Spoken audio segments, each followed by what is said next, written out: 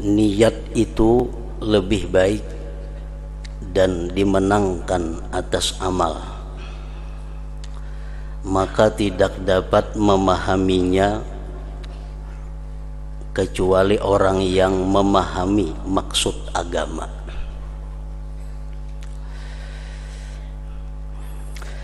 Adapun sebab keadaan niat itu lebih baik dan dimenangkan atas amal perbuatan zahir,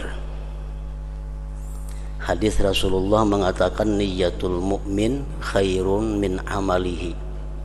Niat kita orang yang beriman lebih baik daripada amal perbuatan zahir. Jadi segala ganjaran pahala-pahala yang besar daripada Allah kepada kita itu, niat itu yang paling berperan. Niat paling berperan. Orang yang duduk di masjid menunggu salat, duduk di masjid, duduk menunggu waktu sembahyang. Niatnya duduk tuh menunggu waktu sembahyang. Sejam inya duduk menunggu salat, sejam itu pula Allah menghitung dia sembahyang, ruku, sujud, berdiri dan sebagainya. Padahal gerakannya ada cuma duduk.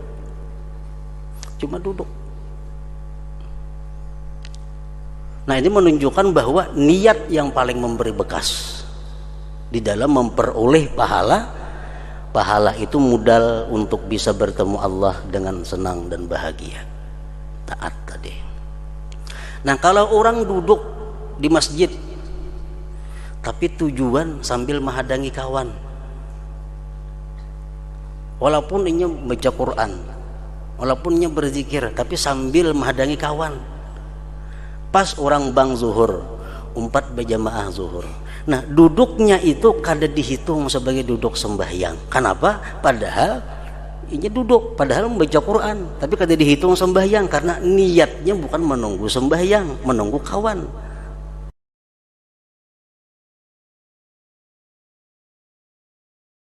Bismillahirrahmanirrahim. Alhamdulillahirabbil alamin wa bihi nasta'in ala umurid dunya waddin.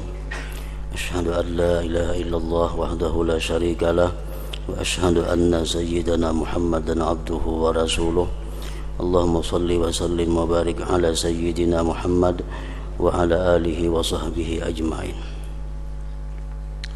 Qala al-musannif al-imam hujjatul Islam Abu Hamid Muhammad bin Muhammad al-Ghazali rahimahullah wa nafa'ana bi'ulumihi fid dharain amin.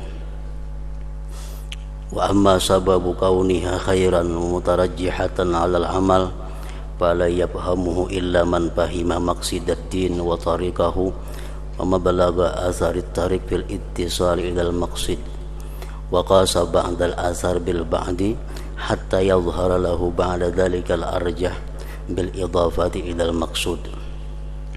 Faman qala al-khubzu khairun min al-fakiha fa inna ma ya'ni bihi annahu khairun bil idafati ila maqsudil qut wal iqtida.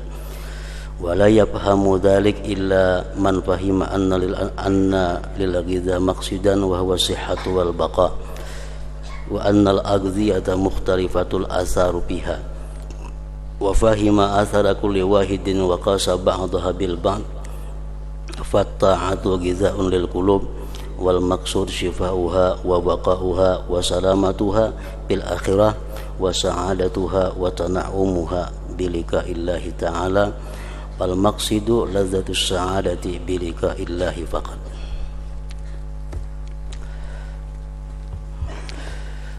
Makna daripada kalam al-Imam al-Ghazali rahimahullah wa nafa'ana bi ulumih. Adapun sebab keadaan niat itu lebih baik dan dimenangkan atas amal, maka tidak dapat memahaminya kecuali orang yang memahami maksud agama.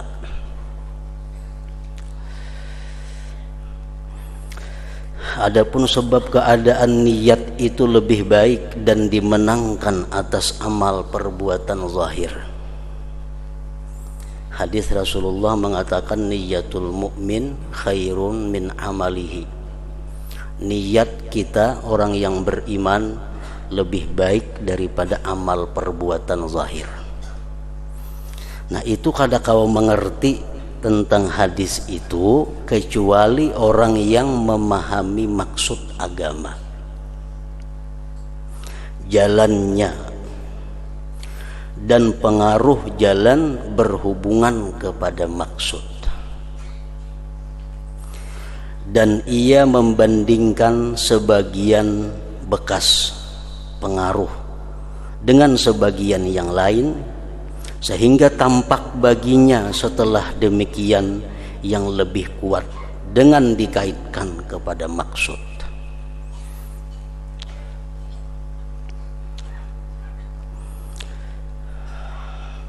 Kita ambil contoh umpamanya orang sakit kepala.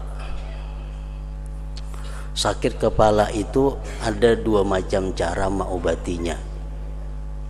Bisa dengan minum obat tablet, bisa juga dengan dikasai minyak angin. Mana baiknya antara dua itu?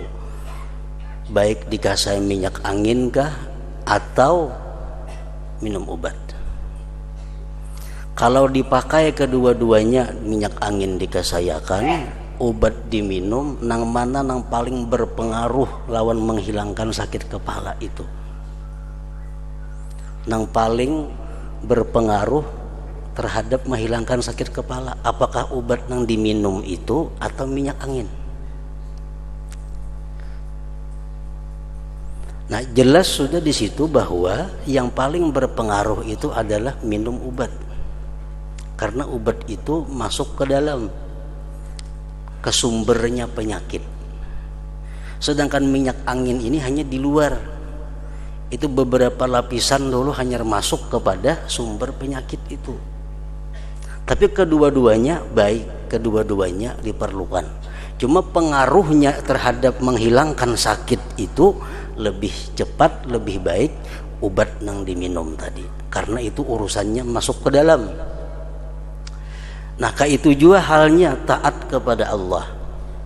Tujuan taat kepada Allah itu adalah bahagia, senang, bertemu dengan Allah. Tujuan kita taat kepada Allah agar kita bisa bertemu Allah itu bahagia.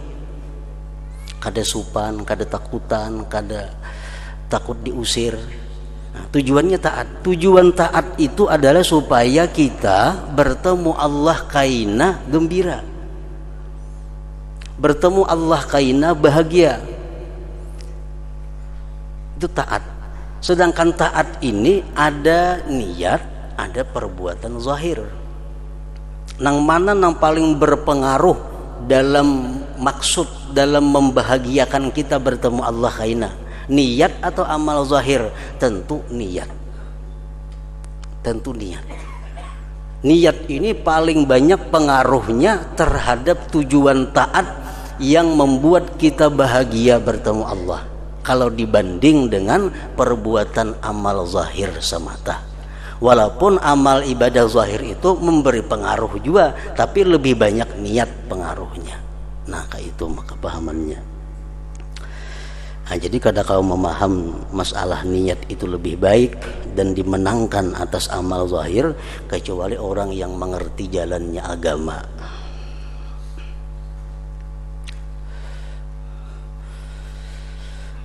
Diambil contoh misalnya Rasulullah sallallahu alaihi wasallam mengatakan, man salaka yatlubu bihi ilman salakallahu bihi tariqan salakallahu bihi tariqan min tariqil jannah. Barang siapa yang berjalan pergi menuntut ilmu, Allah berikan dia jalan menuju surga. Nah, di situ nang mana paling berpengaruh, nang paling berbekas terhadap jalan menuju surga itu? Apakah jalan langkah kaki kita atau niatnya nitukah? Sehingga Allah memberikan ganjaran yang sangat besar. Orang yang berjalan menuntut ilmu akan diberi Allah jalan menuju surga. Jalan batisnya nitukah nang paling berpengaruh sehingga dapat hadiah dari Allah seperti itu, atau niat kita mulai rumah itukah? Nah, nang paling berpengaruh, saham nang paling banyak adalah niat, sehingga kita dapat jalan menuju surga. Buktinya apa? Nah, buktinya kalau kita berjalan mulai rumah ke majelis ilmu, tapi tujuan kita kada menuntut ilmu. Tujuan kita membuka dagangan di majelis ilmu. Mulai rumah membawa minyak harum, membawa itu, membawa ini. Tujuan kita membuka maurak dagangan di majelis ilmu. Sekaligus umpat berdengar mengaji. Ini jalannya orang ini berjalan juga, tapi jalannya seperti ini kada dapat ganjaran dari Allah, jalan menuju surga. Kada dapat. Kenapa? Karena niatnya kada. Niatnya jalannya jalan untuk membuka dagangan di majelis ilmu. Walaupun dia mendengar ilmu juga, berjalan juga, tapi kada dapat itu. Kenapa? Karena niat mulai rumah untuk membuka dagangan. Nah, kemudian lagi orang berniat, aku hari ini hendak ke majelis ilmu, berangkat ke majelis ilmu, itu niat dalam hati. Sampai jamnya, kenapa sakit kita garing, kada kawatulah, tetap kita ditulis oleh Allah sebagai orang yang berangkat ke majelis ilmu dan dapat hadiah jalan menuju surga. Nah, berarti mana pengaruhnya niat lawan perbuatan zahir? Tentu lebih berpengaruh niat. Tentu berpengaruh niat. Jadi segala ganjaran pahala-pahala yang besar daripada Allah kepada kita itu, niat itu yang paling berperan. Niat paling berperan. Orang yang duduk di masjid menunggu salat, duduk di masjid, duduk menunggu waktu sembahyang. Niatnya duduk tuh menunggu waktu sembahyang. Sejam inya duduk menunggu salat, sejam itu pula Allah menghitung dia sembahyang, ruku, sujud, berdiri dan sebagainya. Padahal gerakannya kada ada, cuma duduk.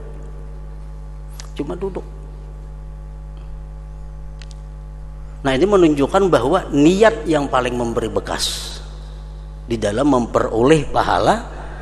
Pahala itu modal untuk bisa bertemu Allah dengan senang dan bahagia. Taat tadi.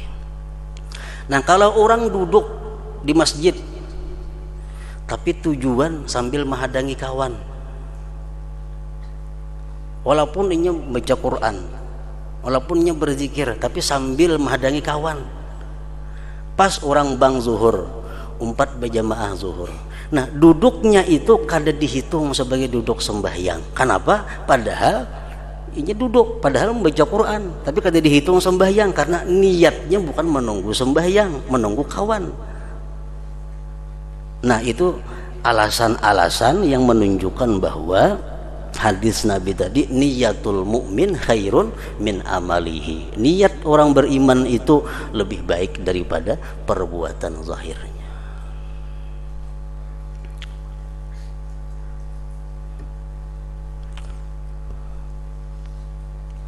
Orang yang berperang fisabilillah, perang fisabilillah, sedangkan dia tujuan perang ini macam-macam. Ada membela Islam tujuannya, ada sekaligus dendam melawan orang kafir, sekaligus ada juga hendak mendapatkan harta rampasan perang, perangnya lawan orang kafir. Dapatlah pahala orang ini tergantung ukuran niat-niatnya itu. Nah, ada kita kada perang, kita di rumah guring di atas tilam nang empuk, tapi kita berniat, andai kata ada orang nih di daerahku ini berperang melawan orang kafir, aku umpat perang dan aku biar mati fisabilillah. Niatnya kuat seperti itu. Guringnya mati, guring pas mati. Matinya matiin apa? Mati sebagai syahid fisabilillah. Kenapa? Karena niatnya. Padahal amal zahirnya kada ada. Sedangkan nanti maka berperang macam-macam belum tentu dapat pahala. Nah itu alasan lagi, bukti lagi bahwa niat kita lebih utama daripada amal perbuatan zahir. Walaupun kedua-duanya perlu. Amal zahir itu perlu, niat perlu. Namun niat lebih berpengaruh terhadap mencapai tujuan, bahagia, senang bertemu dengan Allah Subhanahu wa taala di kemudian hari.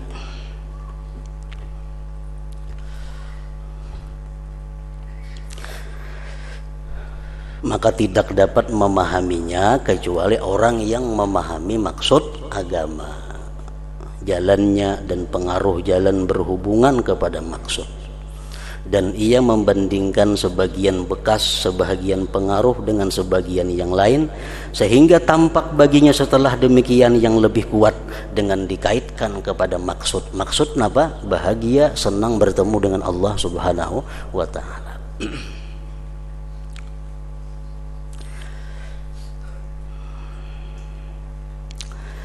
Maka siapa, ini contoh daripada Imam Al-Ghazali, barang siapa yang mengatakan bahwa roti itu lebih baik daripada buah-buahan, maka sesungguhnya yang dimaksud adalah bahwa roti itu lebih baik dengan dikaitkan kepada maksud makanan pokok dan dipakai sebagai makanan. Umpamanya ada buah kastila, ada roti.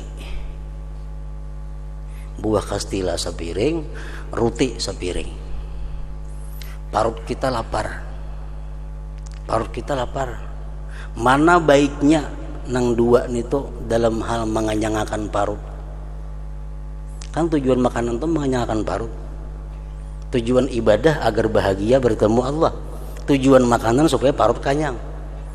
Mana baiknya sepiring kastila lawan sepiring roti untuk mengenyangkan parut? Mana baiknya? Baik keduanya. Roti makan, kastila makan. Cuma pengaruhnya terhadap parut ini, roti yang berpengaruh mengenyangkan itu bukan kastila. Pengaruhnya itu roti yang mengenyangkan. Nah kayak itu juga lah taat. Perbuatan zahir perlu, niat perlu, tapi niat lebih berperan dalam membahagiakan kita bertemu kepada Allah Subhanahu wa taala.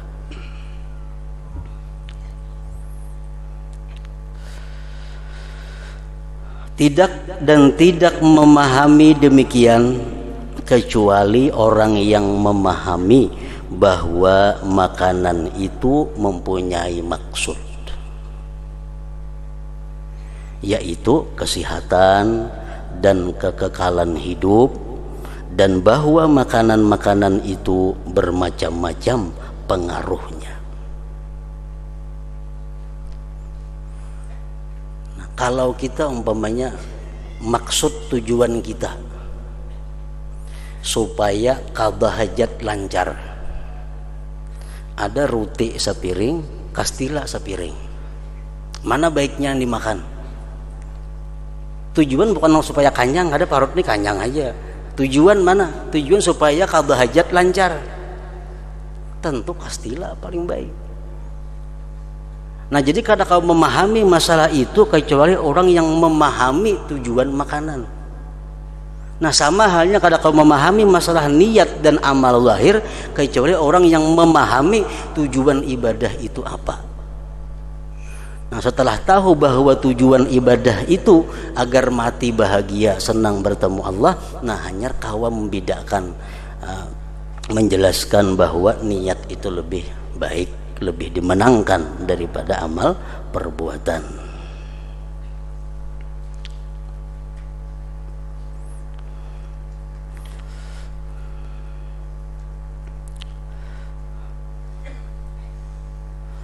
Orang yang menghutangi seseorang, kita menghutangi seseorang, janji hari bayarannya tanggal 1 sampai tanggal 1 tagih kada kau bayar. Jadi jar ampunnya minta timpu ay. Dengan senang hati kita memberi timpu orang itu. Kenapa kita memberi timpu kepada orang ini? Karena kasihan terhadap inya. Kasihan terhadap manusia yang demikian itu adalah bagian daripada ibadah. Niat kita karena kasihannya kada kau bayar tanggal 1, ya ditunda sampai tanggal 30. Nah kita tunda 30 hari.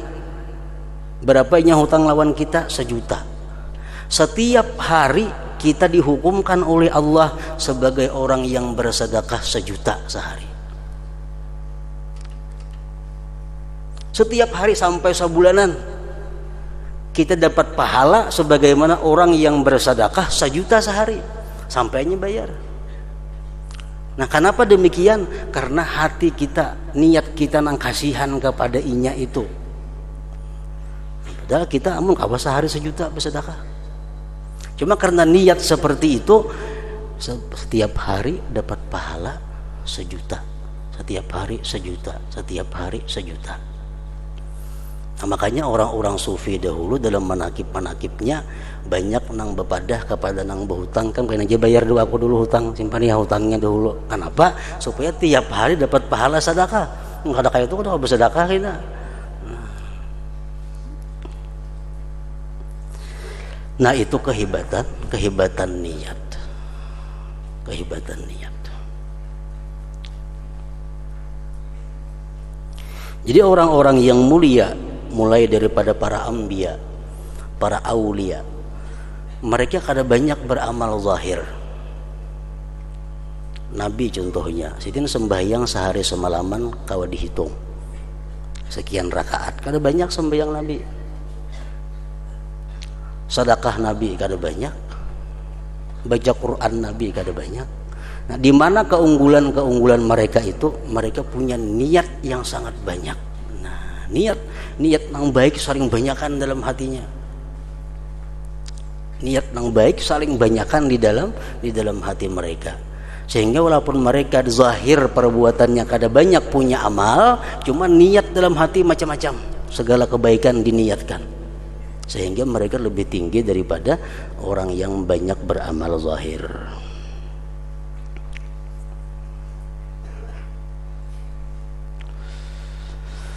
Taat adalah makanan bagi hati. Taat adalah makanan bagi hati.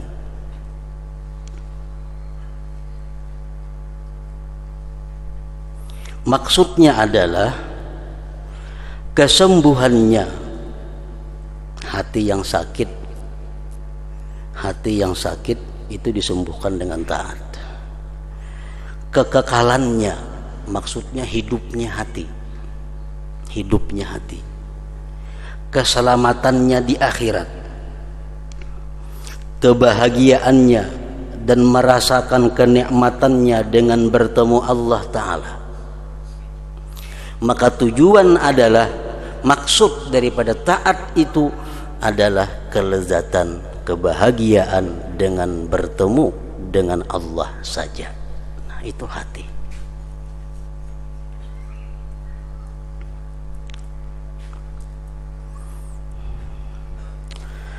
Dan tidak merasakan kenikmatan dengan bertemu dengan Allah kecuali orang yang meninggal dunia dengan mencintai Allah Ta'ala dan ma'rifat kepada Allah. Dan tidak merasakan kenikmatan dengan bertemu dengan Allah kecuali orang yang meninggal dunia dengan mencintai Allah Ta'ala dan ma'rifat kepada Allah. Dicabut roh itu sakit. Dalam berbagai riwayat disebutkan sakitnya itu macam 300 kali dicencang lawan pedang. Sakitnya itu kadakawa dirubah. Siapapun merasakan sakit mati itu. karena mati yang macam itu. Sama obat tuh pahit, siapapun merasakan obat tuh pahit. Mati sakit, siapapun merasa. Tapi kadang-kadang manusia itu mati ada yang sakitnya kurang, ada yang sakitnya hilang sama sekali, ada yang bertambah sakit daripada 300 cancangan pedang. Nang menambah kurangnya sakit itu apa? Hati manusia. Kalau sakitnya mati tetap kada lebih kada kurang daripada sekitar 300 kali cancangan pedang. Tapi ada orang yang mati tak kurihing, bukan kada sakit matinya kada, cuma karena hatinya bertemu dengan Allah. Kegembiraan hatinya itulah yang membuat sakitnya itu kada terasa. Kalau terasa juga hilang, karena nang dihadapinya adalah kebahagiaan yang abadi. Nah, orang nang mati mencintai dunia, rumah pajang ditinggalakan, kendaraan pajang ditinggalakan, bini pajang ditinggalakan, hati sudah sakit, ditambah lagi mati itu sakit, bertambah sakit. Sakit matinya aja sudah sakit, ditambah pulang hati yang bergantung kepada dunia, kepada yang pajang ditinggalkan, bertambah sakit. Nah, jadi orang-orang yang mencintai Allah, yang ma'rifat kepada Allah, mereka itulah yang bisa merasakan kenikmatan mati itu, bukan kada sakit. Nah, sama halnya orang yang hendak operasi. Ujar dokter, ikam kalau ini operasi, ikam bisa melihat, bisa mendengar, ikam bisa buka kina. Mun ikam kada operasi ini, jangankan melihat mendengar kada, berdiri aja kada kawa, berduduk kada kawa, mun ikam kada operasi. Tapi kalau ikam operasi, lalu kita operasi dengan senang hati, kita operasi itu dengan senang hati, bayar lagi. Kenapa? Karena kita sudah tahu bayang-bayang begitu untung operasi bisa buka, bisa melihat, bisa mendengar, bisa bersuara.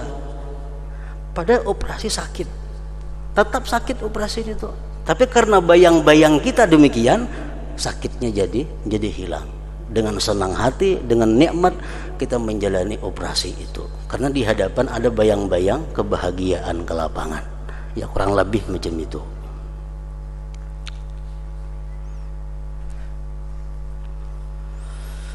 Dan tidak merasakan kenikmatan dengan bertemu dengan Allah kecuali orang yang meninggal dunia dengan mencintai Allah Ta'ala dan ma'rifat kepada Allah, dan tidak mencintainya kecuali orang yang ma'rifat kepadanya Allah. Sudah jelas kada akan mencintai Allah Ta'ala itu kecuali orang yang mengenali Allah Subhanahu wa Ta'ala. Dan tidak jinak hatinya dengan Tuhannya kecuali orang yang lama zikirnya kepadanya. Mengetahui hati kita jinak kadanya, yang paling inting antara lain bangun guring. Itu ukuran orang-orang yang jinak kepada Allah. Salah satunya, setelah bangun guring, apa yang ada dalam pikiran kita, apa yang ada yang kita ucapkan oleh mulut kita, apa yang diingat oleh hati kita. Bangun guring. Bila bangun guring itu kita bangun guring, sadar alhamdulillahilladzi ahyani ba'da ma amatani wa ilaihin nusyur. Ini salah satu tanda orang yang jinak dengan Allah. Jinak dengan Allah. Begitu bangun guring langsung yang diingatnya alhamdulillahilladzi ahyani ba'da ma amatani wa ilaihin nusyur. Nah, nak mengetahui kelakuan seseorang, hati seseorang, imbah guring. Akan-akan tuh bangun guring pepainan aja carinya. Kenapa? Hatinya memang pepainan, hatinya bunika-bunika. Bangun guring itu mencari pepainannya. Orang yang ahli usaha bangun guring kalkulator dicari. Kalkulator. Orang nang ahli kitab, ahli mutalaah, bangun guring kitab aja dicari itu. Nah, tergantung keadaan hati kita. Maka kejinakan hati itu dapat berhasil dengan terus-menerus berzikir. Kadakawa hati kita jinak lawan Allah. Kadakawa kita bangun guring itu alhamdulillahilladzi ahyani ba'da ma amatani wa ilaihin nusur. Kalau kita kada banyak zikir kepada Allah, kadakawa.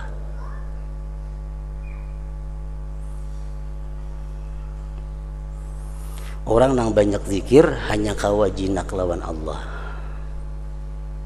Takajud nang apa? Allah. Datang nikmat Allah. Datang musibah Allah. Karena hatinya sudah jinak kepada Allah. Nah itu kadakawa kita dapat, kadakawa kecuali kita orang yang banyak berzikir dahulu kepada Allah. Maka kejinakan hati itu dapat berhasil dengan terus-menerus berzikir. Dan ma'rifat itu dapat berhasil dengan terus-menerus berpikir. Kayak apa supaya kita ma'rifat dengan Allah? Modalnya berpikir. Bila kada berpikir, kada akan dapat ma'rifat kepada Allah. Nah apa yang dipikirkan? Supaya kita bisa ma'rifat. Banyak macam-macam yang dipikirkan. Antara lain para ulama menjelaskan yang perlu ditafakkurkan agar kita mengenali Allah adalah ma minna ilallah wa ma minallah ilaina. Nang kita pikirkan itu antara lain adalah nang perlu untuk menumbuhkan ma'rifat tadi, apa persembahan kita kepada Allah dan apa berian Allah kepada kita. Pikirkan itu. Apa persembahan kita kepada Allah dan apa berian Allah kepada kita. Pikirkan. Allah memberikan kita mata, hidung, telinga, batis, tangan, nyawa, kesehatan. Allah memberikan kita nikmat, memberikan kita hendak makan, memberikan kita selera, memberikan kita macam-macam. Kita pikirkan harus berian Tuhan lawan kita nih. Hanya kita pikirkan nang apa nang kita persembahkan kepada Allah. Taat mata kita kayak apa lawan Allah. Taat telinga kita kayak apa lawan Allah. Taat mulut kita kayak apa lawan Allah. Taat ini kayak apa lawan Allah. Nah kalau kita total jumlahnya sama dengannya kita kurang. Nah dalam kekurangan itu Allah kada akan merubah pemberiannya kepada kita. Padahal kita hari ini kalau ditotal banyak dari Allah ketimbang dari kita. Tapi Allah tetap sayang lawan kita. Allah tetap memberikan nikmat kepada kita, tetap memberikan udara kepada kita, memberikan rezeki kepada. Padahal kita total sudah rugi. Orang tuh berdagang, ini modali rugi, modali pulang. Isuk lapor rugi pulang, modali pulang oleh si bos nih. Isuk laporan rugi pulang, hari-hari tambah modal, kalau ada untung-untungnya. Nah itulah salah satu cara yang menimbulkan makrifat kita kepada Allah, itu menimbulkan kecintaan kepada Allah.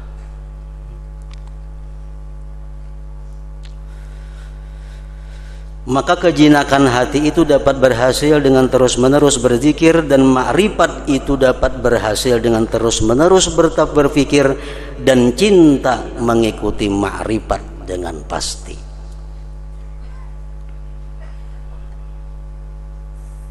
Mau kita berpikir macam itu, asalkan kita punya hati saja, asalkan hati kita masih hidup saja, pasti cinta kepada Allah.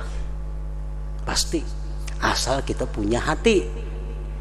Rasulullah mengatakan jubilatil qulub ala hubbi man ahsana ilaiha.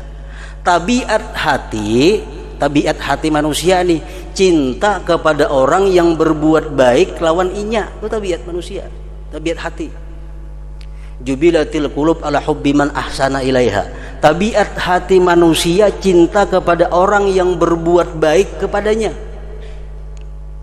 Orang tuh berbuat baik kepada kita, hati kita cinta tuh lawan inya. asal kita berisi hati, asal punya hati. Arti punya hati itu hati kita masih normal, hati kita masih hidup, hati kita masih peka.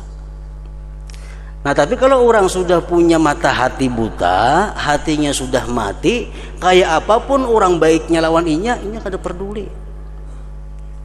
Air susu dibalas air tuba, iyan itu orang kada punya hati.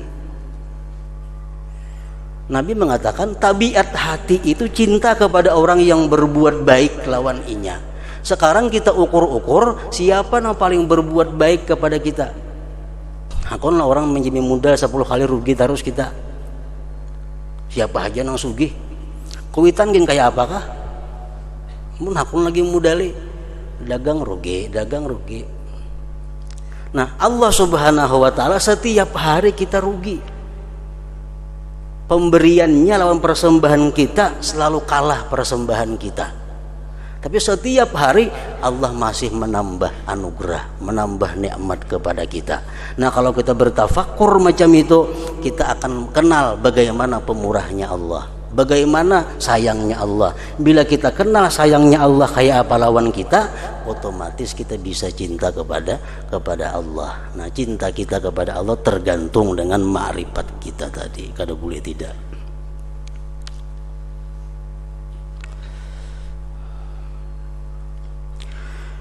Dan hati itu tidak kosong. Arti tidak kosong, tidak bisa, kada kawa. Dan hati itu tidak kosong, artinya kada kawa untuk terus menerus berzikir dan berfikir, kecuali apabila ia si hati tadi kosong dari kesibukan dunia. Itu sudah jelas.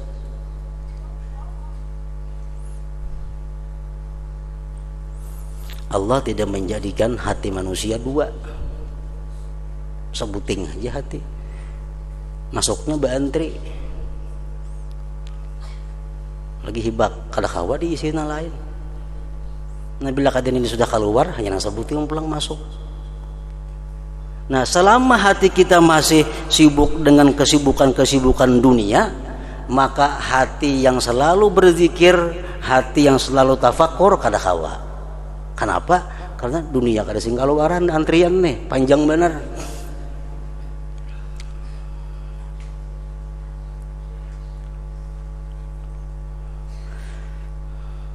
Dan hati itu tidak bisa untuk terus-menerus berzikir dan berfikir kecuali apabila ia kosong dari kesibukan dunia. Dan hati tidak kosong dari kesibukan dunia kecuali apabila nafsu syahwatnya terputus daripadanya. Dunia kada mau pindah di hati kita, kecuali kita kada kepingin lagi lawan inya, hanyarnya pindah. Selama masih kita kepingin dengan dunia ini, tetap inya bertunggu di hati kita. Dunia nama nunggui, zikir kada kau masuk, tafakur kada kau lagi masuk.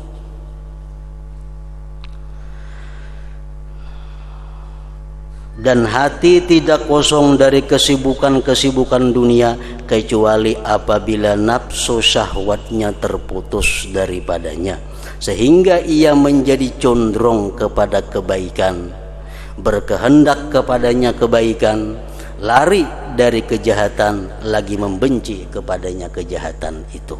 Nah kalau sudah keinginan kita kepada dunia ini putus, otomatis hati kita berkehendak kepada kebaikan, lari daripada kejahatan dan benci kepada kejahatan.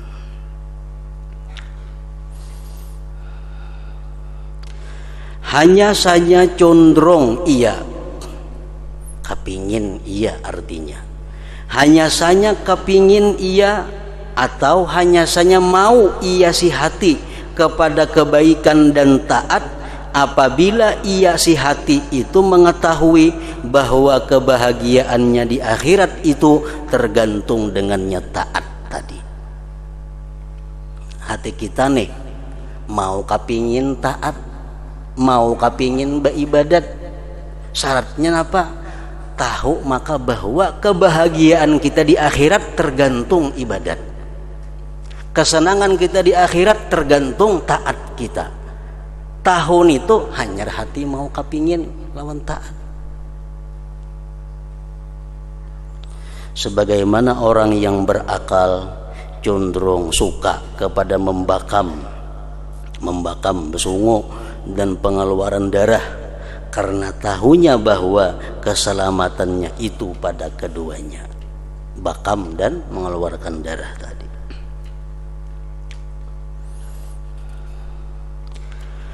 Apabila ia berhasil, apabila dapat, artinya apabila dapat pokok kecenderungan kepada taat. Nah, hati kita ini sudah ada kepingin kepada taat. Hati kita kepingin kepada kebaikan.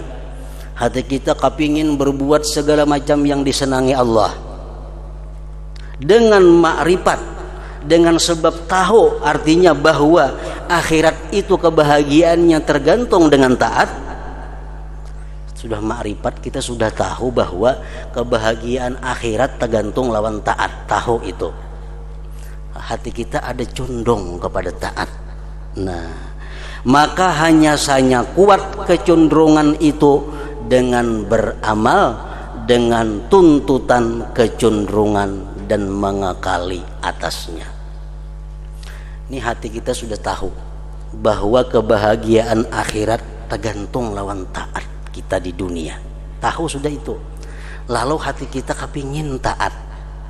Nah, kepingin taat ini menjadi kuat apabila anggota zahir kita ini mendukung kepada kecenderungan itu. Mendukung. Kalau kada didukung, tabulik pulang kayak nanya. Hati hendak taat, tapi kada digawi ketaatannya. Hati hendak taat kada digawi, akhirnya hilang kayaknya kehendak taatnya itu kada lagi. Kenapa? Karena kada didukung terus.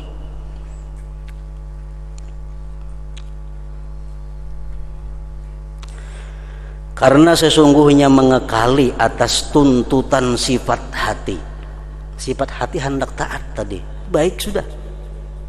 Dan kehendaknya dengan beramal itu berlaku sebagaimana makanan dan makanan pokok bagi sifat tersebut, sehingga mantap sifat dan kuat disebabkannya. Nah, kalau keinginan hati kita hendak taat nih, kita dukung, gawi, laksanakan, hendak taat, laksanakan. Itu sifat kehendak taat nih menjadi kuat dan mantap di dalam hati, akan menjadi kokoh. Bila sekali hendak saja kada dihiraukan, akan lemah dan hilang. Contohnya, orang yang cenderung suka atau mau kepada menuntut ilmu atau mencari kepemimpinan, orang hendak jadi pejabat, orang nang hendak jadi tuan guru, atau orang nang hendak jadi pejabat, itu tidaklah kecenderungannya pada permulaan kecuali lemah. Orang hendak jadi tuan guru, orang hendak jadi pejabat, itu keinginan hatinya masih di bawah 50%. Masih di bawah. Tapi hati ada hendak jadi ulama, hati hendak ada jadi umara. Nah, maka jika ia mengikuti tuntutan kecenderungan dan ia menyibukkan diri dengan ilmu pendidikan kepemimpinan dan amal perbuatan yang dicari bagi yang demikian, maka semakin kuat kecenderungannya dan mantap serta sulit atasnya melepaskan diri daripadanya. Orang nang hendak jadi pejabat, ini hendaknya bebayah hanya di bawah 50%, tapi hendak jadi pejabat. Nah, begitu ingin sudah mulai melaksanakan kehendaknya, mengumpulkan ijazah, cari, mendaftar, umpat kampanye, nah kada kau melapas lagi sudah itu. Kenapa? Semakin kuat, kan didukung oleh amal zahir. Nah, itu juga kita perbuatan baik bila didukung bertambah kuat. Bila kada dihirani kehendak baik hati, lemah jadinya dan hilang.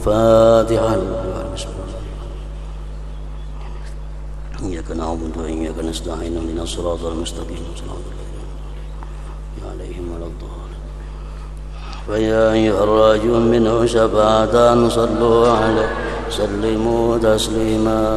اللهم صل